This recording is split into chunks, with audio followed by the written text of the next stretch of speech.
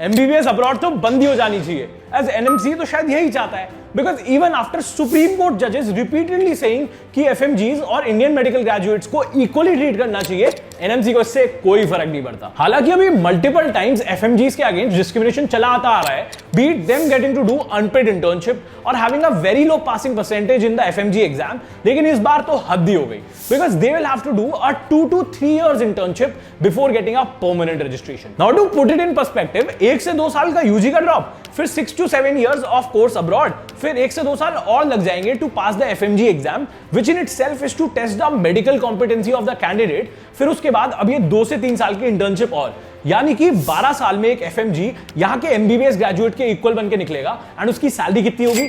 60 to 70,000 per month. Now all this is happening because NMC says कि online classes हुई थी and उनका certificate नहीं माना जाएगा, because they can compromise on the quality of medical education. लेकिन online classes तो हर जगह हुई थी कोविड में। एंड अगर क्वालिटी की बात कर रहे हैं तो जो कुछ इंडियन प्राइवेट मेडिकल कॉलेजेस जहां पर इंटर्न्स को सिर्फ फेक केस लिखने के लिए बुलाते हैं और अटेंडेंस पैसों से पूरी हो जाती है, उनका क्या? So all this just seems like a pure act of inconsiderate discrimination by NMC, and अब bringing this एकदम से will demotivate so many hardworking FMGs.